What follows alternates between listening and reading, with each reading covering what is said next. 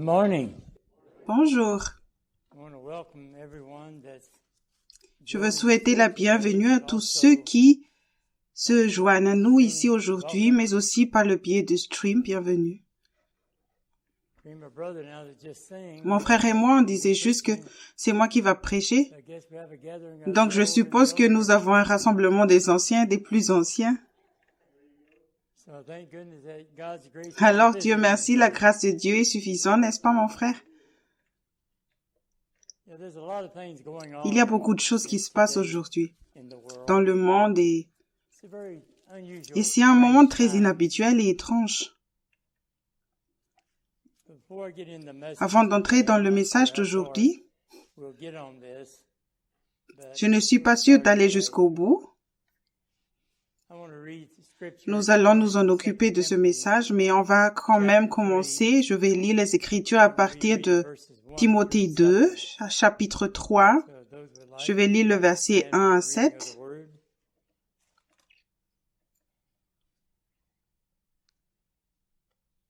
This know Donc, ceux also qui voudraient, si vous le souhaitez, ceux d'entre vous qui le souhaitent peuvent se lever pour la lecture de la parole, se tenir debout pour la lecture de la parole. boasters, Sache que dans les derniers jours, il y aurait des temps difficiles qui viendront, disobedient to parents, car les hommes seront égoïstes, amis de l'argent, fanfarons, hautains, blasphémateurs, rebelles à leurs parents, ingrats, impies, insensibles, déloyaux, calomniateurs, intempérants, cruels, ennemis de gens de bien, traîtres, emportés, enflés d'orgueil, aimant le plaisir plus que Dieu, ayant l'apparence de la piété, mais reniant ce qui en fait la puissance.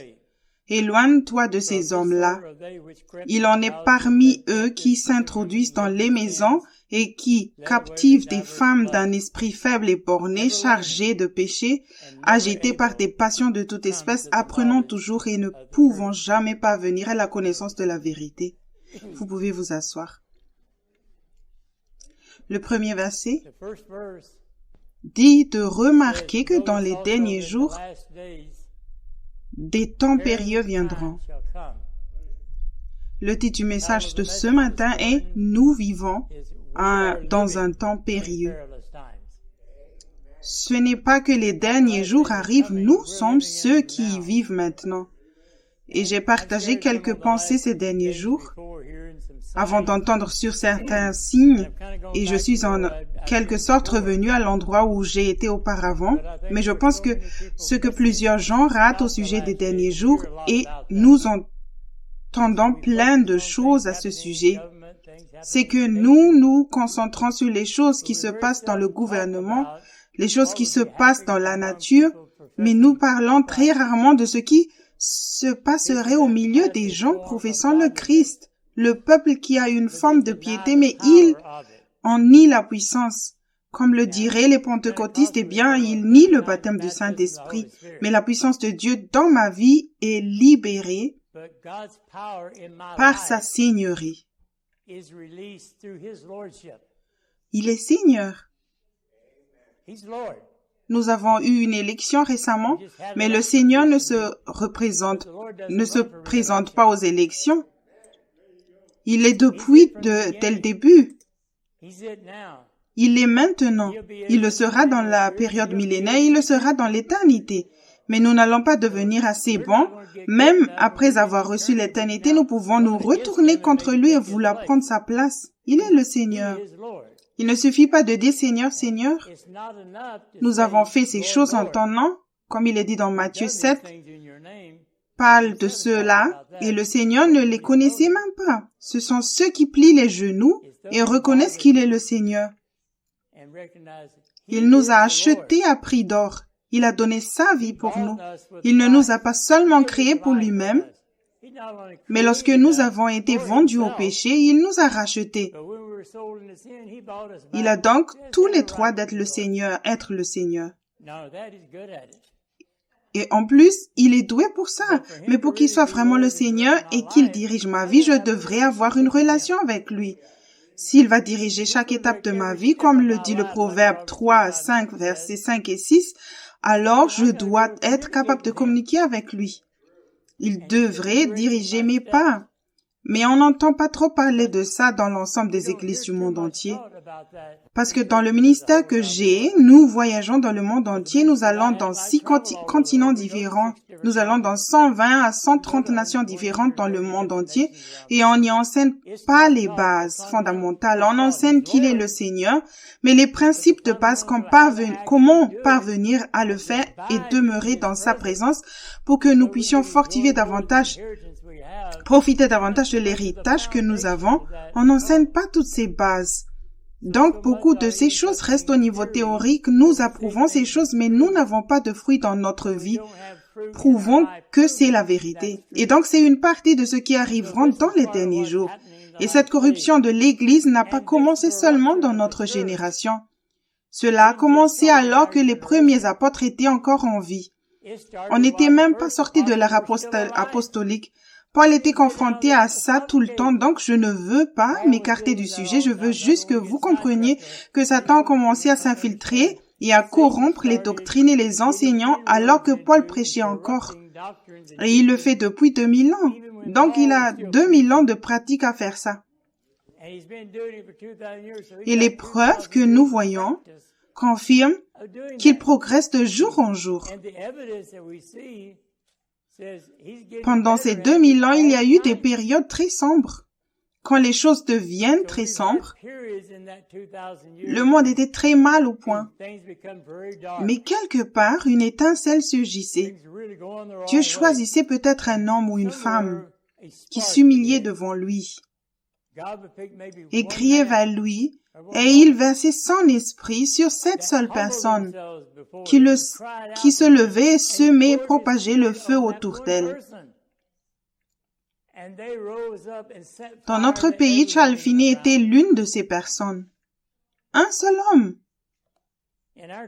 qui bouleversa notre pays et le retourna d'aller complètement dans la mauvaise direction.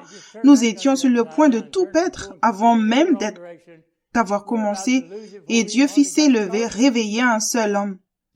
Il avait une énorme équipe. Il avait un frère homme travaillant avec lui, un intercesseur. Un prédicateur et l'intercesseur, c'est tout, c'est son équipe. Et pourtant, Dieu l'a utilisé de manière si puissante. Nous avons besoin de finir aujourd'hui. Dieu n'a pas besoin de multitudes. Il n'a jamais utilisé de multitudes. Il a toujours trouvé une personne ou un petit groupe qui lui ferait simplement confiance et lui obéirait. C'est l'une de mes chansons préférées. Fais confiance et obéis. Pourquoi? Parce qu'il n'y a pas d'autre moyen d'être heureux en Jésus si ce n'est de faire confiance et d'obéir. Donc ce n'est pas un choix. Si tu veux être heureux en Jésus, alors tu dois lui faire confiance. Et si tu lui fais confiance, tu lui obéiras. Il ne suffit pas de dire « Seigneur, j'ai confiance en toi » sans rien lui demander, ni venir à lui pour t'enquérir de ce qu'il veut que tu fasses. Nous devons faire en sorte que cela se produise. Nous voyons donc ceci que l'Église est de plus en plus faible et Satan s'est faufilé dans les doctrines. Il a dilué les choses et apporté des enseignements qui sonnent bien et sont vrais. Vous pourrez même vous appuyer sur les Écritures, mais la conclusion à laquelle vous parviendrez n'est pas la vérité, ce serait un mensonge. Alors il les a fait entrer en douce et de nombreuses dénominations autour du monde qui ont commencé il y a des centaines d'années ont débuté par une seule personne qui a vraiment fait confiance au Seigneur et lui a obéi, et il était loin de Dieu et l'a utilisé de manière puissante. Ils ont rassemblé les manuscrits de ces sermons, mais réalisez-vous que cet homme ne savait pas tout sur les sujets. Personne ne le fait. Mais ils ont pris ce qu'ils savaient, que vous ne pouvez pas créer une organisation sans une doctrine, mais il y avait beaucoup de trous. Alors ils ont commencé à les remplir avec des théories et d'autres choses. Et dans ce groupe, ils étaient d'accord sur certains passages de la même écriture, mais certains des autres choses étaient différentes. Alors, nous nous sommes séparés. Et si tu ne le connaissais pas, Satan te citerait le verset suivant. Deux personnes ne peuvent marcher ensemble à moins d'être d'accord. Alors, mon frère, puisque nous ne sommes pas d'accord, nous devons nous séparer. J'utiliserai ce nom et toi cet autre. Et Satan a joué à ce jeu jusqu'à aujourd'hui. dans les derniers jours. Généralement, maintenant, je ne le suis pas évidemment. Il y a eu une exception à toute règle, mais en général, cela décrit l'état actuel de l'Église où ceux qui confessent le Christ en prétendent être pieux. Nous savons qu'un des signes dans les derniers temps sera le refroidissement de l'amour pour Dieu. Mais qu'est-ce que l'amour pour Dieu? Qu'est-ce que cela signifie d'aimer Dieu? Si vous m'aimez, dans Jean 14, verset 15, si vous m'aimez, gardez mes commandements. Lisez jusqu'au verset 23 de ce chapitre. Encore une fois, si quelqu'un m'aime, il garde ma parole. C'est celui qui m'aime vraiment, et je l'aime et mon Père l'aimera. Ainsi, Jésus ne sépare pas le fait de l'aimer de l'obéissance qu'on lui doit. On dit « je t'aime », mais on ne le montre pas. Mais combien de foyers, combien de mariages sont faibles parce que les conjoints disent seulement qu'ils s'aiment, mais sans geste ni preuve à l'appui, prouvant qu'ils les aiment, qu'ils s'aiment. Vous avez besoin de preuves tangibles. Et avec Jésus, il n'y a pas de mal à lui dire que vous l'aimez. Il n'y a rien de mal à cela, mais quand il vous parle, vous devriez saisir l'occasion pour lui montrer que vous l'aimez. Et quand il me parle, j'obéis à ce qu'il me dit, mais je le fais pour une seule raison. Non pas parce que j'en retire quelque chose, quoique ça puisse arriver, mais je le fais par la simple raison, mon occasion pour lui montrer que je l'aime. Cela ne me dérange pas si le commandement est plus difficile à accomplir parce que pour moi, ça veut dire que ça va me coûter plus de confiance et d'amour pour lui obéir. Je vais ainsi lui exprimer plus d'amour. C'est un tout autre sujet, mais c'est important parce que je comprends aussi l'Écriture disant « Tout ce que vous semez, vous le récolterez ». Et je ne le savais pas quand j'ai commencé, mais quand je semais ce petit bout d'amour agapé que j'avais en moi, donc j'étais capable pour obéir à Dieu, je l'ai semé en lui et j'ai récolté le même amour en retour, sauf qu'ils m'ont donné toujours plus en retour. Alors je ne comprenais pas ce qui se passait à l'époque, mais je voyais l'amour de Dieu grandir en moi et cet amour grandissant a débordé sur ma femme et elle a vu la différence. Et elle s'est demandé ce qui pouvait bien se passer en moi. J'ai répondu, je ne sais pas. J'étais en train de travailler sur quelque chose, prie pour moi. Je m'amusais beaucoup, mais je n'ai pas pu lui expliquer le pourquoi ni ce qui avait entraîné cet état. Ainsi, chaque fois que j'essayais de partager cette nouvelle expérience avec quelqu'un qui me demandait où cela se trouve-t-il dans les Écritures, je n'en avais aucune idée à l'époque. Alors je me suis contentée de rester dans la présence du Seigneur et de faire ce qu'il me disait. Mais cela a dégénéré et la raison pour laquelle cela s'est passé était la manque de fondements bibliques solides, fondements scripturaires pour construire. Chaque fois que vous voulez traiter quelque chose, vous commencez à avoir des problèmes de construction. Dès que vous allez plus haut, vous commencez à avoir des fissures dans le mur, peu importe. La première chose que vous réalisez, c'est qu'il y a quelque chose qui cloche à la base. Soit les matériaux de pauvre qualité, soit vous n'avez pas creusé assez profondément, renforcé les fondements suffisamment. On revient toujours à la base. Prenons par exemple les joueurs de baseball, peu importe le nombre d'heures de jeu actifs ou les millions de dollars qu'ils gagnent, s'ils ont mal joué samedi ou dimanche, alors lundi, l'entraîneur leur fera regarder le film du match et leur montrera toutes leurs petites erreurs. Et devinez de quelle erreur il s'agit. Pas des passes avancées pour lesquelles on les paie à coups de millions, mais les trucs de base qu'ils ont appris à l'école primaire ou au lycée. Les principes fondamentaux que les entraîneurs leur ont enseignés, mais qu'ils ont mis en pratique au mauvais endroit et au mauvais moment. C'est la même chose en ce qui concerne la Bible. Nous essayons toujours de réparer ce qui est déjà corrompu. Et Dieu dit retournez au début, au commencement. C'est le point central de notre ministère égal où je vais partout dans le monde et parce que je peux vous dire que le vrai problème est à la base, c'est la pierre angulaire. Jésus est la pierre angulaire. Maintenant, tu pourrais dire qu'il est la pierre angulaire, mais cela ne signifie pas que tu le crois vraiment de ton cœur. Parce que la pierre angulaire est l'endroit où ils ont pris la mesure de tout le reste de la fondation et du bâtiment. Tout provient de cette pierre angulaire, donc elle est à l'origine de tout. Eh bien, Jésus est l'auteur et le consommateur de notre foi. C'est l'architecte. Donc ça commence avec lui. Donc, quoi que je fasse, ça commence par lui. Seigneur, que veux-tu que je fasse maintenant? Et la prochaine étape et le prochain trou à creuser ou qui que ce soit, c'est lui qui me le dit de faire. Il décide. Si j'ai déjà tout obtenu, quelque chose en partie bien ou en partie mal, je dois toujours retourner à la pierre angulaire et m'assurer qu'elle soit bien posée et le laisser démolir ce qui doit être démoli ou ajuster ce qui doit être ajusté. Cela ne veut pas dire que tout doit être démoli, parce qu'il peut revenir en arrière et réparer les choses contrairement à nous.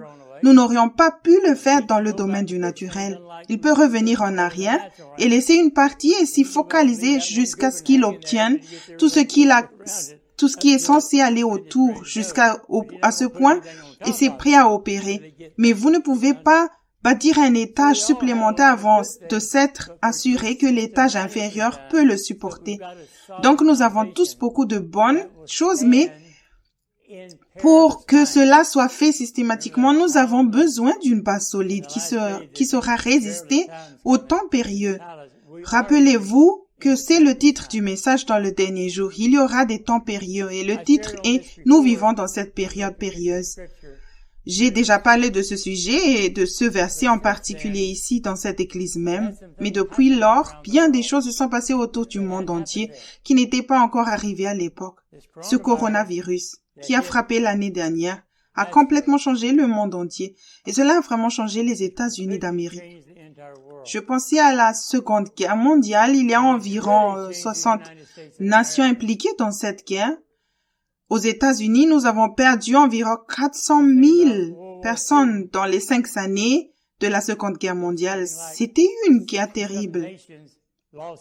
Mais réalisez-vous que dans moins d'un an, nous avons déjà dépassé ce seuil et nous en avons perdu plus de gens à cause du coronavirus que ce que nous avons perdu pendant toute la Seconde Guerre mondiale. Mais personne n'est venu et nous a pris nos terres. C'était la crainte à l'époque qu'ils allaient venir et gouverner notre pays et nous sommes allés nous battre et étions prêts à mourir pour préserver notre terre. Avec le coronavirus, nous avons perdu encore plus de personnes et nous sommes en train de perdre notre terre. Réalisez-vous à quel point l'attitude dans notre pays vers une pensée non chrétienne a augmenté de façon dramatique durant cette année de pandémie. Qu'en pensez-vous spirituellement en tant qu'Église? Notre nation dans son ensemble a commencé en quelque sorte à croître davantage dans la mauvaise direction. Cela s'accélère. La plupart des événements se déroulant après la Deuxième Guerre mondiale étaient un peu lents. Et nous y avons pas prêté beaucoup d'attention. Ok, alors, tout était confortable et nous nous y sommes habitués. Satan travaille ainsi, il apporte un peu de changement, quelque chose d'autre autour, et nous l'acceptons. Et il emmène quelque chose d'autre pour corrompre juste un peu plus. Et nous voyons que dans des organisations qui, à l'époque de la Seconde Guerre mondiale, lorsque j'étais enfant, qu'ils croient dans leur organisation maintenant, et ils autorisent dans leur organisation qui avait été complètement rejetée dans la même organisation il y a 50 ans. C'est une abomination. Ils n'auraient pas cru que vous pourriez même être un chrétien à l'époque. Et maintenant, non seulement tu peux aller dans cette église, tu pourrais même en être le pasteur et avoir l'église. C'est de là dont Paul parle ici à propos de ces conditions. Je pense que nous avons été gâtés par Dieu. Il nous a donné tant de grâce. Il n'y a jamais eu de nation comme les États-Unis ou une constitution comme la nôtre basée sur un fondement judéo-chrétien.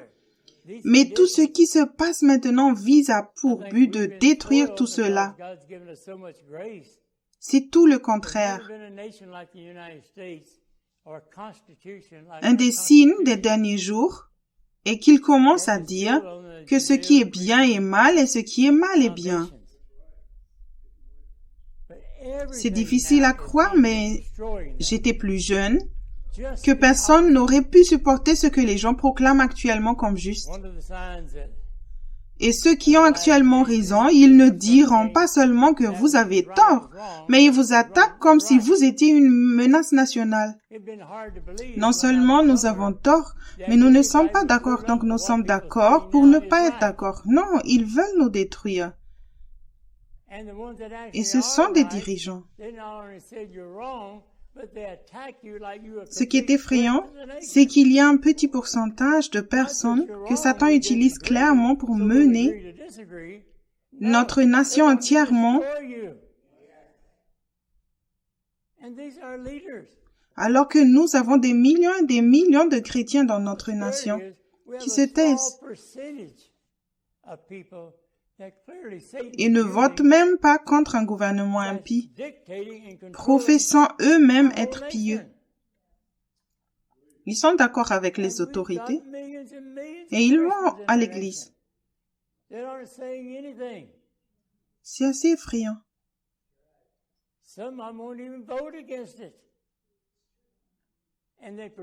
Quand tout cela a-t-il commencé? Comment avons-nous fait tout ce temps à perdre l'envol sur l'Église grandissante? Parce que lorsque le ministère quintuple a été donné à l'Église, est écrit dans Éphésiens 4:11, pour équiper les saints en vue de l'œuvre du ministère et de l'édification du corps de Christ et ne pas être ballotté à tout vent de doctrine et puisse parvenir à l'état d'homme fait à la mesure de Christ. Et nous finissons dans le corps de Christ. Il est la tête, tout le monde dans le corps appartient au corps et que tout le corps bien coordonné forme un solide assemblage et qui tire son accroissement et selon la force qui convient à chacune de ses parties et il s'édifie lui-même dans l'amour. C'est l'Église. C'est la responsabilité du ministère à amener l'Église à ce lieu. Eh bien, voici un autre signe des derniers jours. Au chapitre 4 de la seconde épître de Timothée, Paul s'apprêtait à partir et il a confié le ministère à Timothée. Et il dit, je te conjure devant Dieu et devant Jésus-Christ qui doit juger les vivants et les morts, et au nom de son apparition et de son royaume, prêche la parole, insiste en toute occasion, favorable ou non, reprend, censure, exhorte avec toute douceur et en instruisant, car il viendra un temps où les hommes ne supportent pas la sainte doctrine, mais ayant la démangeaison d'entendre des choses agréables, ils se donneront une foule de docteurs selon leurs propres désirs, détourneront l'oreille de la vérité. Leurs oreilles de la vérité et se tourneront vers les fables. C'est clairement en train de se réaliser maintenant parce que si les prédicateurs de maintenant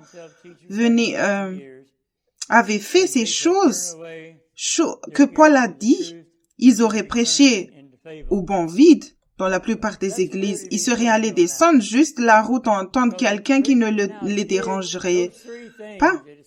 Il dirait, je ne suis pas venu à l'église pour me sentir mal à l'aise et me rendre inconfortable. Je viens pour que tu me dises que tout va bien avec moi et que tu trouves des écritures qui me font sentir bien. Ce n'est pas un problème. Il y a toutes sortes d'églises prêchant les Écritures, mais ce n'est pas une parole prêchée en sa saison. Ces prédicateurs ne servent pas Dieu. Ils n'entendent même pas sa voix. Dieu ne parle pas à travers eux pour son peuple. Ils disent ce que plusieurs entrevoient leur chuchote, mais ce n'est pas la voix de Dieu. C'est un chemin qui semble juste, mais qui mène à la perdition. Mais je vous encourage, ceux qui aiment le Seigneur et lui sont fidèles, ce temps est un temps passionnant. Vous ne pensez peut-être pas que cela ne me plaît pas beaucoup parce que ça n'a pas l'air d'être excitant. Mais il se passe beaucoup de choses en ce moment. Tournons-nous vers le chapitre 21 de Luc. This is an exciting time. Now, you may not be thinking, I really like this. Because it doesn't seem very exciting. But a lot of things are going on. Let's turn to Luke chapter 21.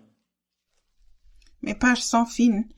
Ce n'est pas quelque chose que je suis censé faire, mais je me lèche les doigts.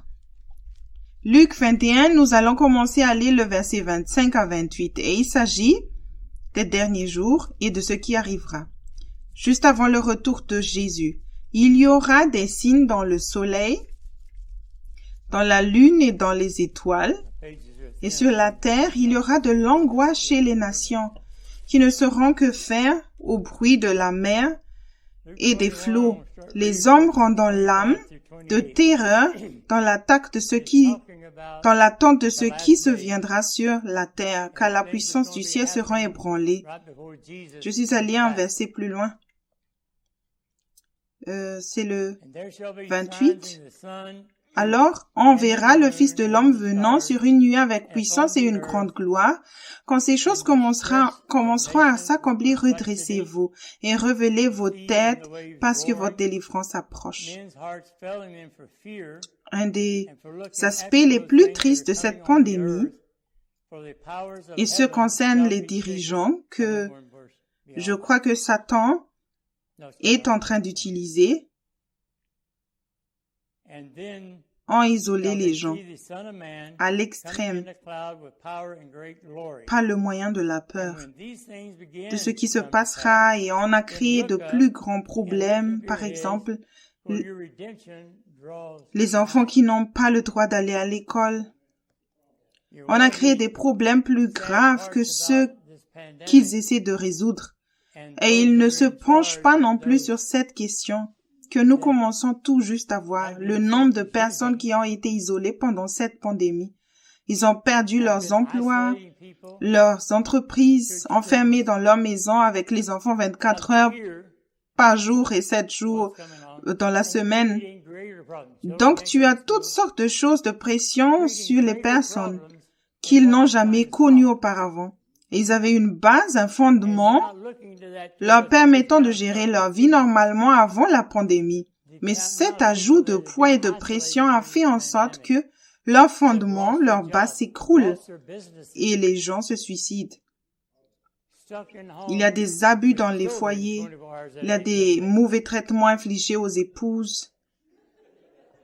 Il y a toutes sortes de violences qui se passent. Les gens sont en colère et cette époque est juste sous un rage. On voit certains qui explosent aux moindres paroles, la moindre petite chose dite, et ils entrent dans un rage comme si on avait tué leur meilleur ami, leurs enfants ou autres. C'est tellement exagéré que c'en devient ridicule. Ils brûlaient la ville à moitié, ils brûleraient la ville à moitié parce qu'ils n'aiment pas ce qui se passe. Il s'est passé quelque chose. Et rien de tout cela ne va arranger quoi que ce soit. C'est juste un coup de colère et ça ne fait que créer plus de terreur. Nous, chrétiens, ne sommes pas à l'abri de cela parce que cette même pression qui vient sur tout le monde, sur la planète, ça vient sur les chrétiens aussi. Alors, comment réagir devant tout cela? Je veux examiner quelques paroles ici dont il était question dans Luc chapitre 21. Il y aurait des nations en détresse avec la perplexité. Ce mot perplexité dans Webster signifie embarras de l'esprit, perturbation due au doute, à la confusion, difficulté ou anxiété. N'est-ce pas ce qui se passe actuellement? Le cœur des hommes leur fait défaut. Plus de cœur. Le taux d'infarctus augmente par la détresse. Encore une fois, c'est de l'anxiété, de l'angoisse.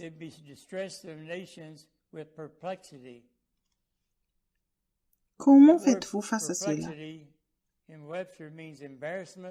Parce que à quel point une situation est négative, peu importe à quel point une situation est négative, on y trouve toujours quelque chose de positif. Peut-être n'as-tu qu'une petite bougie et au milieu des lumières brillantes, personne ne la remarque. Mais quand ces grandes lumières brillantes commencent à s'éteindre et qu'il fait de plus en plus sombre, d'un coup, tu deviens le centre d'attention avec ta petite bougie. Beaucoup d'entre vous ont encore du travail. Quand tu vas au travail, toute la confiance que tout le monde a et toute la luminosité qu'ils ont et tout l'éclat qu'ils ont et qu'ils peuvent gérer, tout ce qu'ils peuvent faire, c'est sortir. Mais quand il te voit, que tu n'es pas dérangé par ça, tu n'es pas anxieux, tu as la paix de Dieu, et tu as la joie, et tu ne t'inquiètes de rien.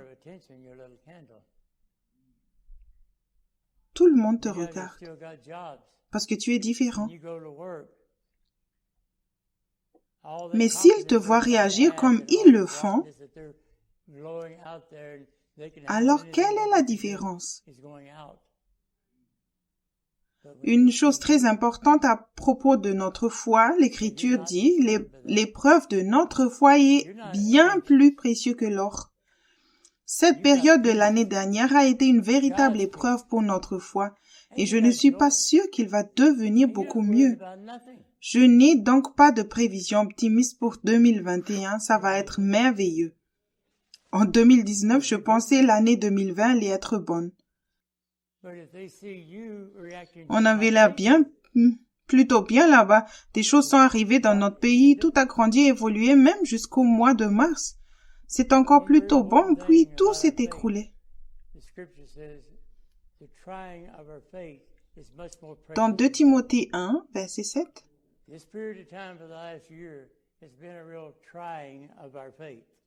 il est dit que Dieu ne nous a pas donné un esprit de peur, mais de puissance, d'amour et d'une pensée saine. Alors la peur que tout chrétien vit ne venait pas de Dieu.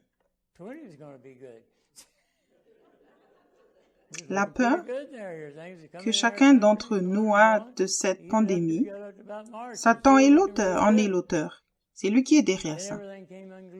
Donc Dieu ne nous a pas donné cet esprit de peur. Alors, mon témoignage devrait être que je n'ai aucune peur. Si ma foi croit ce que Dieu a dit, alors pourquoi devrais-je avoir peur?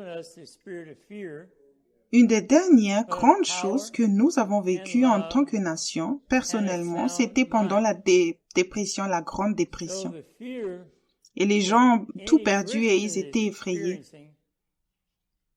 qu'ils allaient réussir à nourrir leur famille, voire de survivre.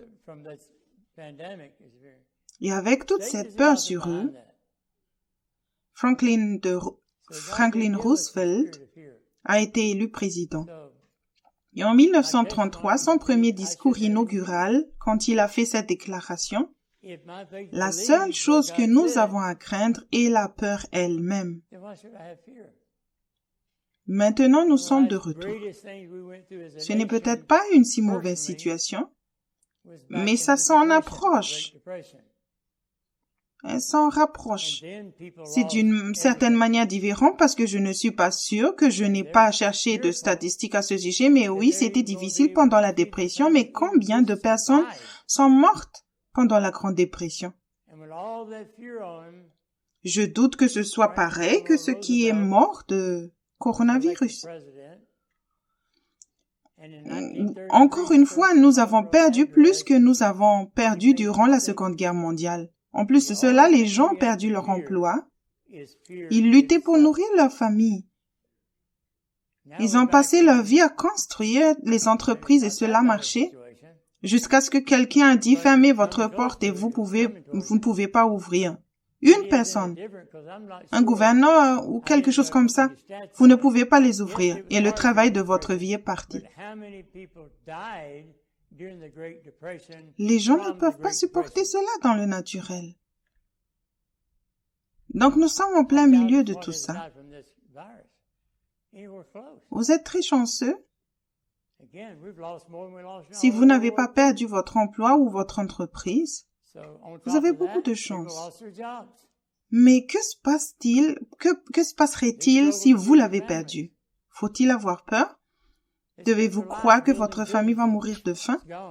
Les Écritures disent qu'on n'a jamais vu les justes abandonnés ou ses enfants mendier du pain. Dieu est-il vraiment votre source? Où sommes-nous notre source? J'ai ça, j'ai acquis ceci, j'ai des économies, j'ai ces investissements, j'ai ce travail, je peux prendre soin de ma famille. Puis tout d'un coup, tu ne peux plus t'occuper de ta famille. qui amènera une épreuve où ta foi se trouve. Est-ce en toi, dans ta capacité, ou est-ce en Dieu? Rien de mal à voir toutes ces choses. Mais si tu es béni, devine d'où vient la bénédiction. Rendons honneur à celui qui en est dû. Donnons gloire à celui qui en est dû. C'est donc une période troublante. Dans Philippiens,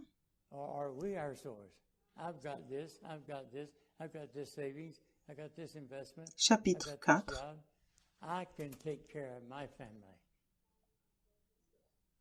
then all of a sudden, you can't take care of your family. That'll bring a testing where your faith is. Was it in you, in your ability, or was it in God? Je vais lire les versets 6 à 8. Nothing wrong with having all these things. Il est écrit, ne vous inquiétez de rien, That's where the blessing came mais from. en toute chose présentez vos demandes à Dieu par des prières et des supplications avec des actions de grâce. So this Et la paix de Dieu, laquelle surpasse toute intelligence, gardera vos cœurs et vos sentiments en Jésus-Christ. Au reste, mes frères, que toutes les choses qui sont véritables, toutes les choses qui sont vénérables, toutes les choses qui sont justes, toutes les choses qui sont pures, toutes les choses qui sont aimables, toutes les choses qui sont de bonne renommée, toutes celles où il y a quelques vertus et quelques louanges, pensez à ces choses. Maintenant, cette parole, quand il dit « Ne vous inquiétez de rien », elle parle de ne pas se soucier de rien ou dans la terminologie que nous mettons aujourd'hui, « Ne t'inquiète pas pour rien ». Et ce n'est pas une suggestion, c'est un ordre. Donc, tu réalises que s'inquiéter est un péché. Désobéir à Dieu est un péché, mes amis. Mais j'ai une raison de m'inquiéter. Non, toi, tu ne l'as pas. Tu n'as pas. Les perdus ont une raison de s'inquiéter, mais tu n'as pas de raison de s'inquiéter parce que tu sers un Dieu vivant qui t'aime plus que quiconque sur cette planète ne pourrait jamais t'aimer. Et il a dit, je ne t'abandonnerai jamais, ni te délaisserai. Il sera là. Si tu crois qu'il sera là, comme ta foi est, comme il te soit fait selon ta foi. Et aussi une autre écriture. Si tu ne crois pas que tu vas t'en sortir, devine quoi, tu ne vas pas t'en sortir. Si tu crois que tu vas perdre ta maison, devine quoi, tu vas probablement la perdre. Parce que tu libères ta foi dans Satan pour faire venir ce que tu crois vrai. L'autorité que tu as, le pouvoir que tu as libéré dans l'ennemi pour apporter en toi, tes plus grandes peurs viendront sur toi. Elles s'en prennent à toi, peur au point de perdre ta foi en ce qui va se passer. Et puis il arrive que nous soyons offensés contre Dieu parce qu'il a permis. Non, c'est nous qui avons permis. Quand j'ai commencé à marcher avec le Seigneur,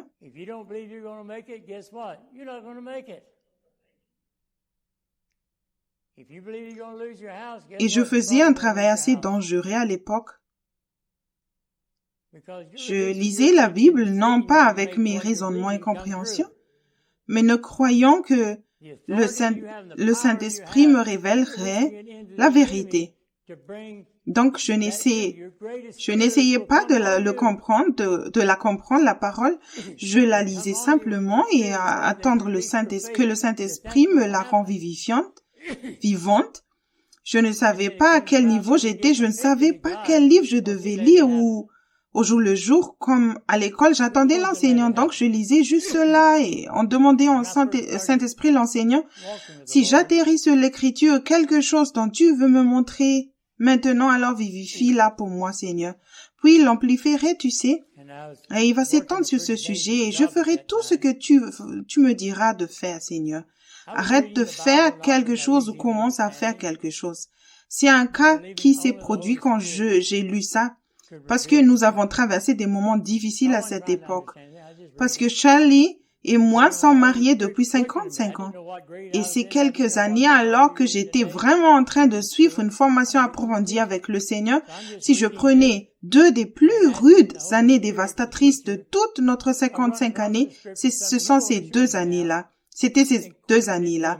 Mais si je sélectionnais 2 années durant lesquelles c'était absolument le plus prospère spirituellement, c'était ces 2 années.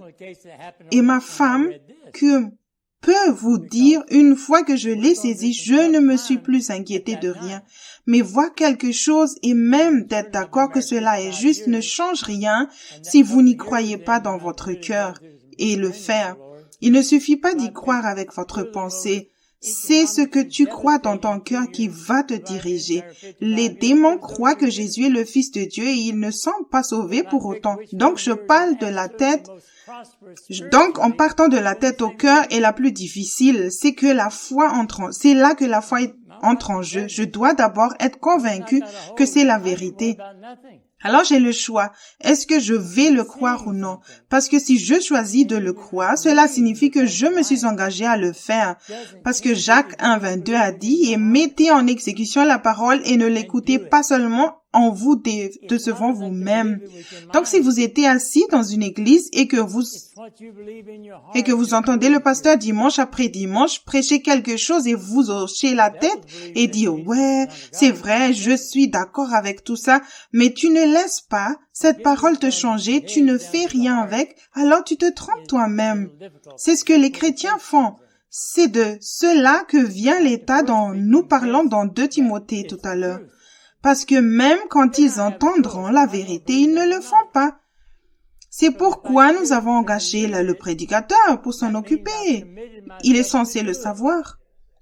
Et quand j'aurai des problèmes, je vais juste l'appeler. Non, tu es censé appeler Jésus. Si tu fais vraiment confiance à Dieu de tout ton cœur, si tu penses que cela veut dire que tu ne vas plus jamais avoir de problèmes, non, tu pourrais en avoir même plus. Tu auras toujours des problèmes. La différence, c'est que les problèmes ne t'auront pas.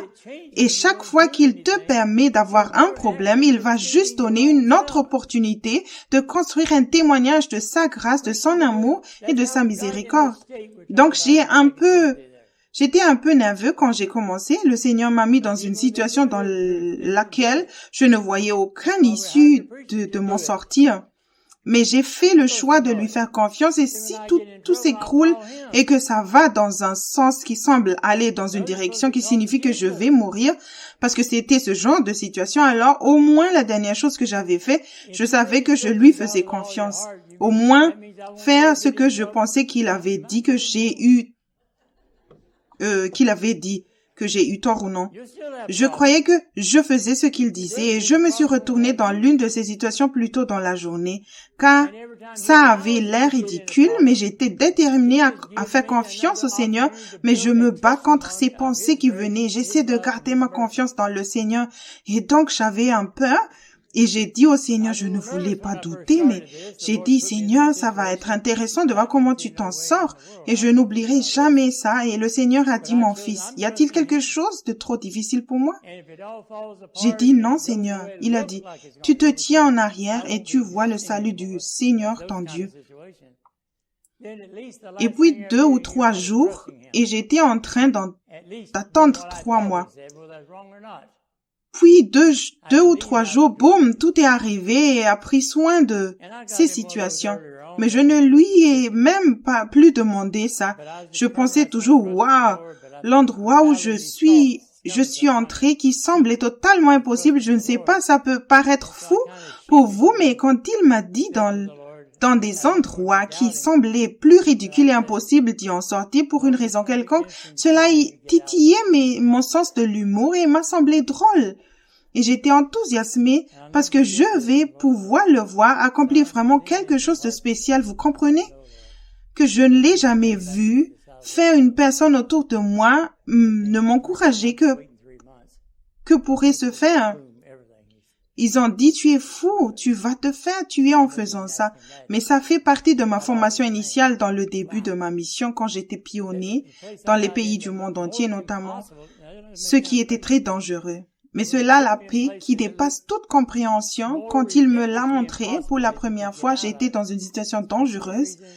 Je ne vais pas entrer dans tous les détails, j'ai probablement déjà partagé, mais il s'est avéré que si je faisais ce que Dieu a dit, je serais tué. C'est un peu la situation dans laquelle je me trouvais. Mais je priais et j'obtenais la paix. Mais quand je voyais le problème auquel j'allais devoir faire face chaque soir et que cela qui allait atteindre son comble plus tard, dès que je voyais le danger là, la paix s'en allait. Et j'essaie de penser à ces choses. Je savais que je devais réfléchir à ces choses ici. Mais tout d'un coup, quand la menace a été là, je ne pouvais pas penser à quelque chose. Je viens de voir ça. Eh bien, ça m'a rendu fou. Je suis donc rentré chez moi et j'ai noté chacune de ces choses ici, dans le verset 8. Au reste, mes frères, que toutes les choses qui sont véritables, j'ai pris chacune de cela et j'ai fait une rubrique. Et j'ai prié et réfléchi à ce sujet, quelque chose dans l'écriture que Dieu a fait dans cette catégorie et il avait fait dans ma vie. Alors j'ai écrit 2 ou 3 choses sur chacune d'entre elles. J'avais un morceau de papier officiel, je l'ai pris et mis dans ma poche. Et j'allais au travail et cette situation commence à arriver. La situation d'en haut. Et je commence à sentir ma paix trembler un peu, mais je l'ai enlevée. Et j'ai commencé en se concentrant sur l'un d'entre ces choses et les pièces s'installer. Puis j'en suis arrivé là où je me suis juste concentré sur celui qui a fait toutes ces choses arriver, qui a fait que toutes ces choses arrivent. Donc, je n'ai pas eu besoin de le sortir. Tu comprends ce que je dis? J'ai juste gardé mon attention sur lui. Ce n'est pas mon problème, c'est son problème. J'ai répondu que je ferai tout ce qu'il me dit de faire et je dois rester en arrière et voir le salut du Seigneur, mon Dieu. Alors, la première fois que j'ai pris cela dans un test, c'était dans les 2 semaines qui ont suivi la découverte de l'Écriture. J'ai littéralement fait face à une situation de vie ou de mort qui semblait impossible. Et quand j'ai finalement été confrontée à cela, c'était un gang d'environ 25 hommes qui voulait me tuer. Je suis là, sans défense, parce que j'avais un pistolet à l'époque, j'avais un fusil de chasse, j'avais un Billy Club. J'avais tout ça, un petit badge et un chapeau. Mais avant que j'aille les affronter dans cette rencontre, vous savez ce qui s'est passé? J'ai dit au Seigneur que j'avais peur de tirer sur l'un d'entre eux juste par réflexe. Et le Seigneur a dit, ce n'est pas un problème. Prends ton pistolet et enferme-la dans le coffre et va de ta voiture.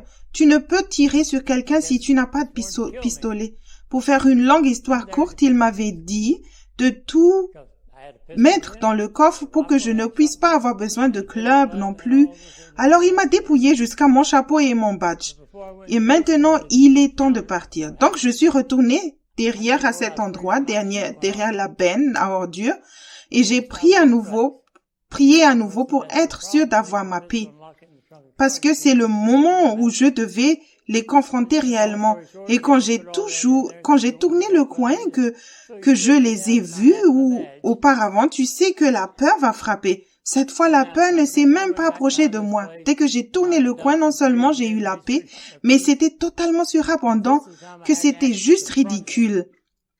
Je veux dire que c'est juste incroyable la quantité de la paix. Cela n'a absolument aucun sens. Et j'ai eu de la joie parce que j'étais dans une telle présence de Dieu. La présence de Dieu était si forte autour de moi que j'ai eu de la joie. Et j'essaie d'avoir l'air sérieux pour confronter ces gens, mais je n'ai pas pu. Je voulais rire et ce n'était pas un moment de rire. Et j'essayais d'être sérieux. Mais je n'ai pas pu m'empêcher de sourire, ce qui les a rendus encore plus furieux et je suis juste debout là, je viens de faire ce que Dieu m'a dit de faire, je suis là et l'un d'entre eux a dit « Puis-je le tuer ?» Tous les gars devenaient fous. Et maintenant, à l'improviste, juste comme ça, je ne sais pas ce qu'ils ont vu, mais la panique, la peur s'est emparée d'eux et ce chef a tapé des mains et ils ont tous couru. Et ont sauté sur leur Harley et leur moto et ont roulé les pneus et sont partis en trombe. J'étais juste là à sourire. C'est une histoire courte, mais vous pensez que j'ai eu des problèmes ce jour-là pour croire que la paix de Dieu tiendrait sous la pression? Je n'ai pas commencé dans la piscine pour enfants.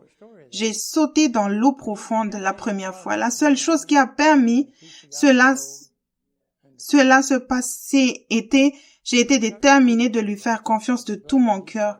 C'est ce qu'il a dit. Cela n'avait aucun sens pour moi de faire cela dans ces circonstances. Mais j'avais déjà le témoignage de l'Esprit. Le Saint-Esprit a témoigné qu'il disait cela. Et la seule question est de savoir si je vais lui croire ou non.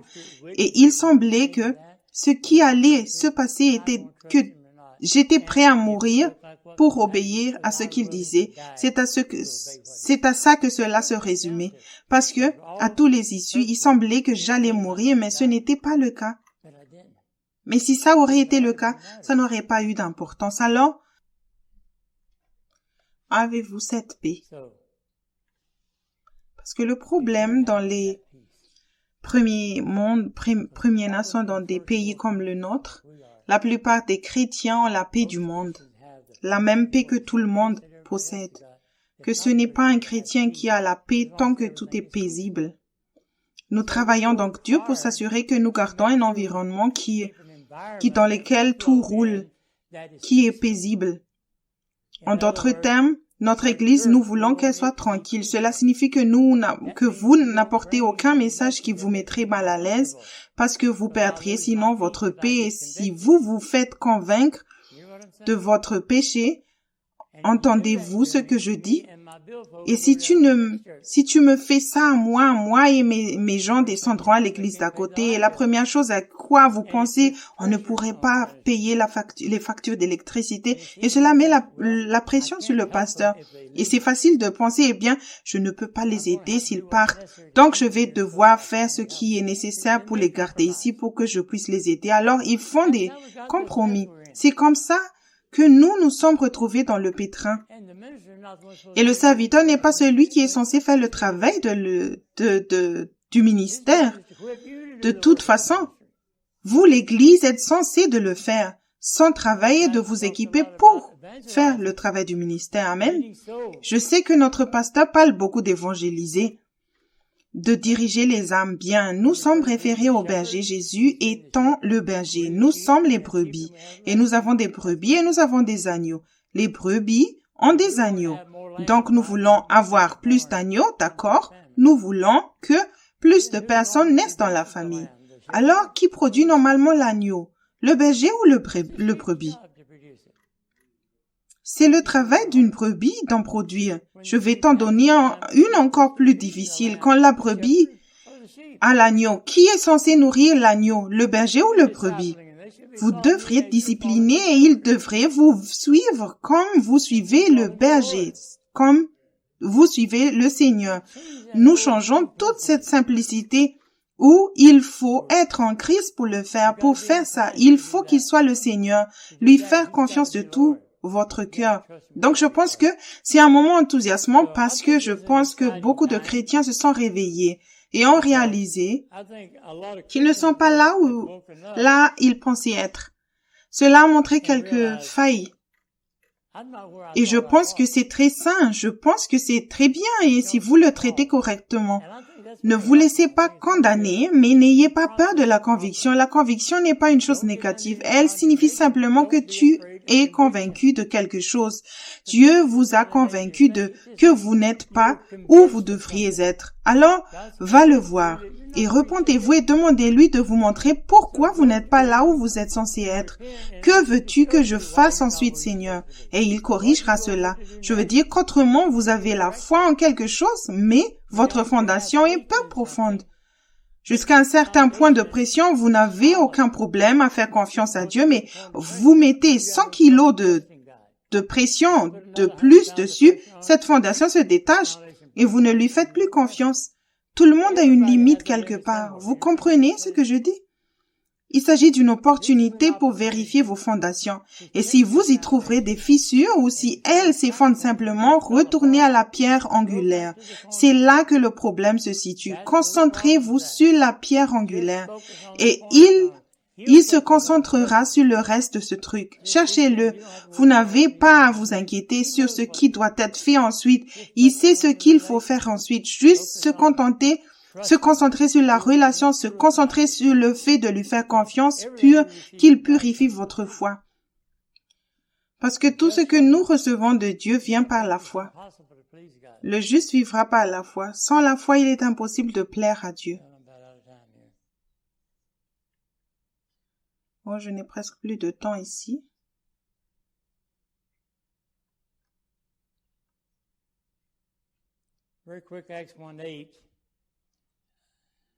Très rapide, Acte 1, verset 8. Mais vous recevrez la vertu du Saint-Esprit qui viendra sur vous.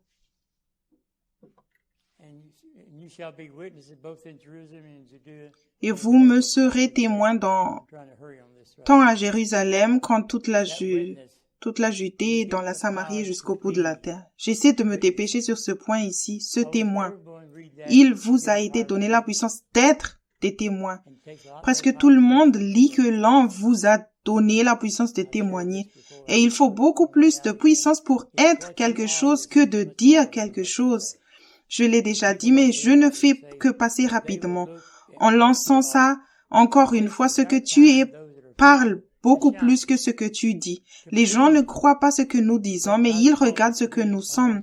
Et c'est notre temps. Ceux qui sont fidèles pour prier à être ce que Dieu nous a appelés à être dans notre travail, dans nos foyers et dans nos quartiers. S'ils peuvent voir, vous avez quelque chose qu'ils n'ont pas, et ils seront curieux. Comment se fait-il que tu ne sois pas bouleversé dans tout ça, par tout ça? Comment se fait-il que vous ne soyez pas en colère à ce sujet? Pourquoi n'es-tu pas en colère? N'êtes-vous pas inquiété à ce sujet? Puis il demande que vous avez l'opportunité de répondre. Parce qu'ils veulent savoir, tu n'as pas besoin de les sermonner parce que tu peux juste partager ton témoignage. Le témoignage est puissant. Dans l'Apocalypse chapitre 8, il parle de ceux qui ont vaincu Satan. Ils l'ont fait par le sang de l'agneau et la parole de leur témoignage. Votre témoignage est puissant si cela correspond à ce que vous êtes. Beaucoup de gens témoignent de choses que la Bible dit, témoignent des choses que Jésus dit, mais on ne le voit pas en eux.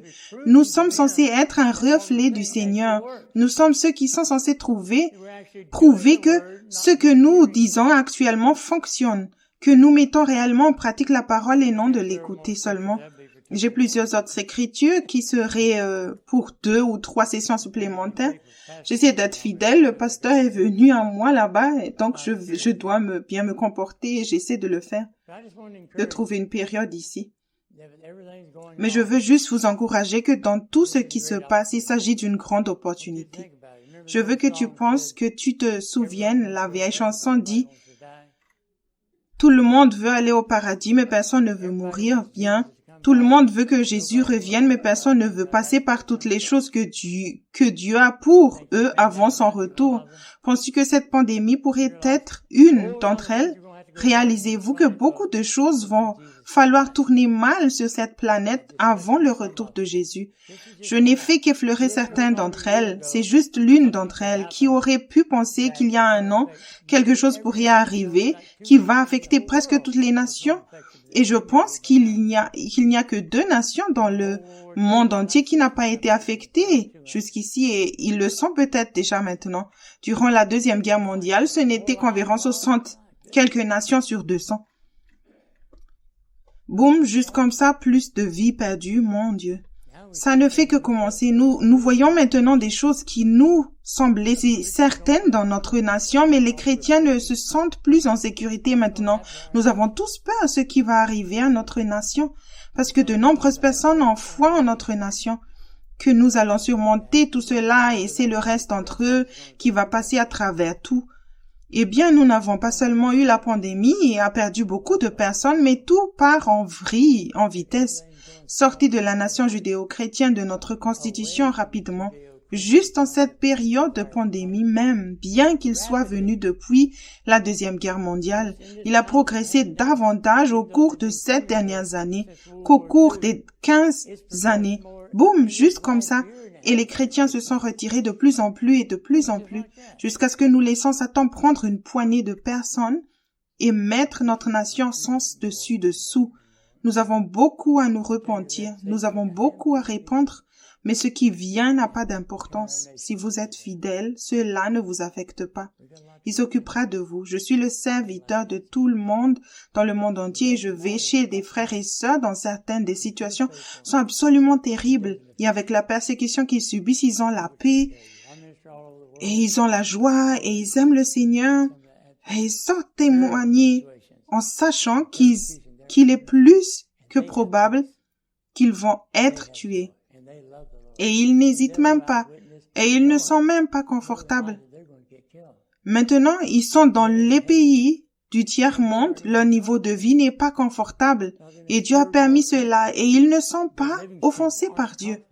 Nous sommes offensés si tout n'est pas juste parfait. Il est donc temps de grandir encore un peu. Il est temps de grandir, mais souvenez-vous de tout ce péché et abondant, la grâce abonde. Ce péché qui est abondant et la grâce abonde bien davantage, Dieu donne sa grâce aux humbles, il résiste aux orgueilleux, c'est ce qu'il fait. Mais pour les humbles, il va donner sa grâce, va vous donner sa grâce. Comme Paul dit, sa grâce est suffisante. Il nous donne la grâce de vaincre pour que nous ayons besoin de revenir à la pierre angulaire et établir sa seigneurie, le premier amour et la confiance et l'obéissance, et il s'occupera du reste. Cela n'a pas d'importance que les tempêtes arrivent. Il va soit calmer la tempête ou il nous calme et laisse la tempête faire rage. Ça n'a pas d'importance. Alors quand la tempête fait rage, tu devrais avoir la paix. Vous devriez avoir la joie et vous devriez avoir le calme. Prions. Amen. Père, nous te louons et te remercions pour ce jour, Seigneur. Et Seigneur, je remercie pour ta parole. Seigneur, je te remercie de nous bénir avec des oreilles pour entendre et des yeux pour voir ce que tu dis par l'Esprit.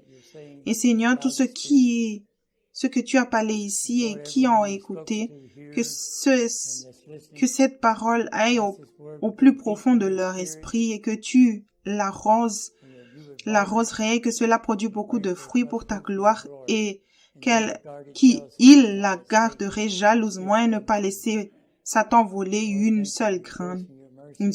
Seigneur, merci pour ta grâce et ta miséricorde. Et nous te prions de venir rapidement, Seigneur Jésus. Amen.